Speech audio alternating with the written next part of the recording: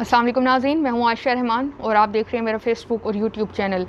नाज़रीन, मैं आपको बर वक्त अपडेट दे रही हूँ। लाहौर डिलीवरी बॉय के साथ जो सारे मामलात पेश आए हैं, इस वक्त मेरे पास बहुत अहम डिटेल्स हैं जो मैं आपके सामने रखने जा रही हूँ। और ये जो डिटेल्स हैं ये एक वीडियो में कवर नहीं होंगी। कुछ चीज़ें हैं जो मैं इसी वीडियो में बता दूँगी और कुछ ऐसी हैं जो इसके बाद एक और वीडियो बना के मैं अपलोड करूँगी। उसमें आप ऐसे समझ लें ये पार्ट 1 है और वो पार्ट 2 होगा। अब नाज़रीन, आहिस्ता आहिस्ता आमना और फरहान दोनों मियाँ बीवी चीज़ें मानना शुरू हो गए हैं। जो कहानी वो सुना रहे थे उन दोनों कहानियों में अब आहिस्ता आहिस्ता तज़ाद आता जा रहा है। वो अब उस कहानी की जानिब बढ़ते जा रहे हैं जो हकीकत थी। इसमें बहुत अहम डिटेल्स सामने आई हैं।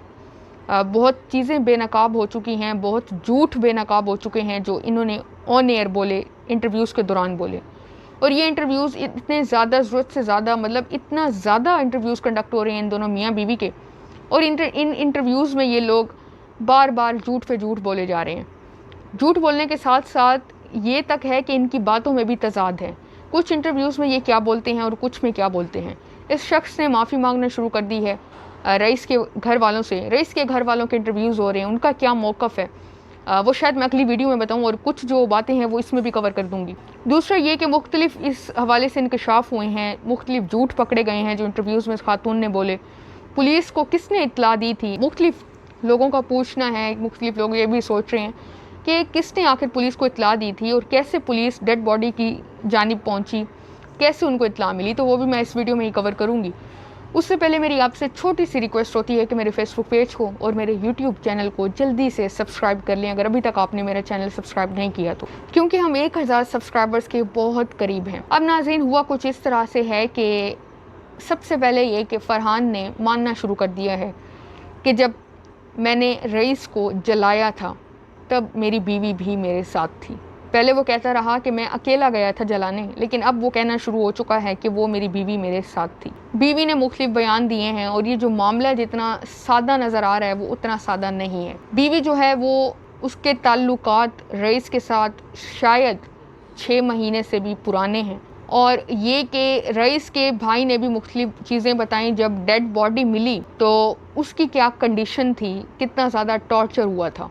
सबसे पहले ये कि रईस के भाई ने कहा कि मेरे भाई के सर की हड्डी जो थी वो टूट चुकी थी। फरहान बताता है कि उसने 3-4 डंडे मारे और उसी में ही रईस की डेथ हो गई। मैं मारना नहीं चाहता था, मैं कत्ल नहीं करना चाहता था, फरहान का ये बयान है, लेकिन मुझसे हो गया।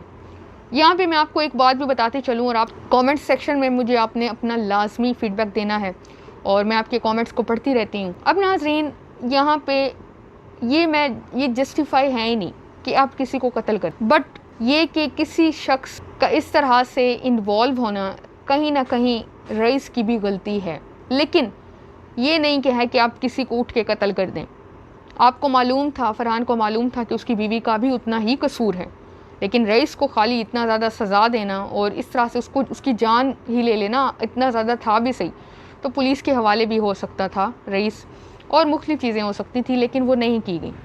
अब इस वक्त ये जो फरहान है ये उसके माँ बाप से माफ़िया मांग रहा है कि मेरे भी बच्चे हैं, मुझे माफ़ कर दें, मुझसे गलती हो गई है। आमना भी माफ़िया मांग रही है, मुख्तलिफ बयान है। लेकिन जिनका जवान बेटा गया है, 23 साल का बेटा, जिसकी अगले महीने शादी थी रबीउल अव्वल के महीने में, और कुछ महीने पहले उसका निकाह हुआ। गुज़िश्ता वीडियो में मैंने तस्वीरें भी सारी डाली थी निकाह की जो थी। दूसरा ये कि फरहान बार बार कह रहा है कि मैंने गैरत के नाम पे कत्ल किया है। आमना कहती है कि मैंने ये भी सोचा कि मैं अपनी सिम चेंज कर लूँ, और मैं अक्सर इस हवाले से अपने शोहर को भी कहती थी कि मैं अपनी सिम चेंज करना चाहती हूँ, लेकिन मेरा शोहर कहता था कि क्या ज़रूरत है इस तरह से। और कुछ इंटरव्यू में वो कहती है इस तरह के, मतलब कहीं पे वो कह रही है कि मेरा शोहर मुझे सिम चेंज नहीं करने देता था, जबकि मैं चाहती थी मैं सिम चेंज करूँ और मुझे रईस की कॉल्स ना आए। दूसरी जानिब वो कहती है कि मेरा शोहर ही मुझे सिम चेंज नहीं करने देता था, जबकि मैं चेंज करना चाहती थी। अब यहाँ पर इन्होंने बताया कि फ़रहान ने बेड की जो बेडशीट होती है उसमें लपेट के रईस को वो गाड़ी में डाल के ले जाता है। और इब्तदाई जो चीज़ें थी वो यही थी कि ये खातून बार बार कहती रही कि मैं, जब इसने पेट्रोल छिड़क के फरहान ने रईस को जलाया तब मैं नहीं थी वहाँ। अच्छा, मैंने आपको बताया कि एक तो रईस के भाई ने बताया कि उसकी सर की जो हड्डी थी वो टूट चुकी थी। दूसरा उसने बताया कि जो आँख थी वो पिचक चुकी थी और अंदर चली गई। दूसरा वो बताता है कि जो हाथ की हड्डी थी वो भी टूट चुकी थी और बहुत ज़्यादा तशद्दुद हुआ था। दूसरा ये कि मैं आपको यहाँ पे एक अहम डिटेल भी बताते चलूँ तो FIR में जो बताया गया है वो ये बताया गया है कि 24 अगस्त 2023 का ये वाक़या है। इस पे जो दफ़ा लगी है 302 की लगी है और ये बताया जाता है कि पुलिस जो है वो हस्बे मामूल गश्त पे थी और उनको कॉल आती है सुबह 7 बजे एक राहगीर की कि यहाँ पे एक लाश पड़ी है और ऐसा लगता है कि इस पर तशद्दुद भी हुआ और उसको जलाया गया है। पुलिस फ़ौरन पहुँचती है और जाके देखती है तो ये नियाज़ नामी शख्स है जिसने कॉल की, ये बताया जा रहा है FIR में।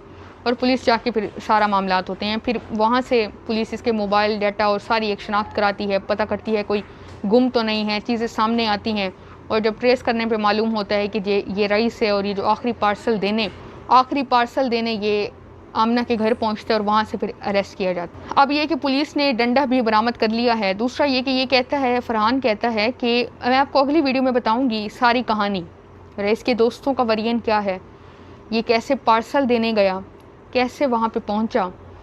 दूसरा ये कि जब ये पार्सल देने जाता है तो अपने दोस्तों को क्या कह के जाता है, घर वालों को भी मालूम होता है कि इसका ताल्लुक आमना के साथ है। ये अगली वीडियो बहुत ही अहम है, वो आपने लाजमी देखनी है। अब नाज़रीन, ये फरहान बताता है कि जब ये मेरे घर आया एक तो ये नशे में था, वो कहता है। दूसरा ये कि वो कहता है मैंने इसे 2-3 डंडे मारे और इसकी डेथ हो गई। वो कहता है मेरा इरादा नहीं था इसे कत्ल करने का, मेरा अगर इरादा होता तो मैं इसको पिस्टल से कत्ल करता। मेरे पास पिस्तौल भी है और लाइसेंस्ड पिस्तौल है, मेरे पास लाइसेंस है और उसने वो पुलिस को प्रोवाइड भी कर दी है। लेकिन मेरा ऐसा कोई, फरहान बताते हैं, मेरा ऐसा कोई इरादा नहीं था। मज़ीद एक और वीडियो भी सामने आई है।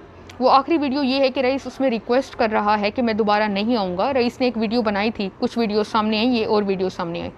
कुछ वीडियो जो पहली वीडियोस थी वो उसमें तो यही सामने आया कि ये बार बार इसे मनवा रहा है कि तुम यहाँ पे डकैती करने आए हो और तुम यहाँ पे चोरी करने और पहले भी आ चुके हो। उसने, फरहान कहता है कि मेरा ये वर्जन था, मेरी इंटेंशन थी, मैं ये सोच के बैठा था कि फ्यूचर में अगर कोई भी मसला हुआ तो मैं पुलिस को ये चीज़ें दिखा दूँगा और मेरी जान छूट जाएगी। लेकिन फिर उसमें आखिर एक और वीडियो सामने आती है जिसमें ये रिक्वेस्ट कर रहा है कि मुझे छोड़ दो, मैं दोबारा नहीं आऊँगा, मैं ये काम नहीं करूँगा।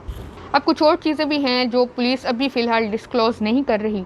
कुछ चीज़ों को पोशीदा रखा जा रहा है क्योंकि ये सारा मामला जो है अंडर इन्वेस्टिगेशंस चल रही हैं।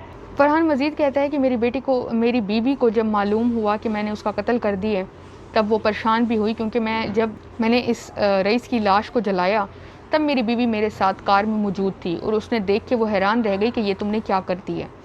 दूसरा वो बताता है कि कुछ लोगों के नसीब में मरना ऐसे ही लिखा होता है और मुख्तलिफ वो बातें कर रहे हैं। ये सारी इस वक्त की अपडेट्स थी। मज़ीद तफसीलात के लिए मेरे चैनल को सब्सक्राइब करें, वीडियो को लाइक करें, अपना फीडबैक कमेंट सेक्शन में लाजमी दिया करें। अल्लाह हाफ़िज़।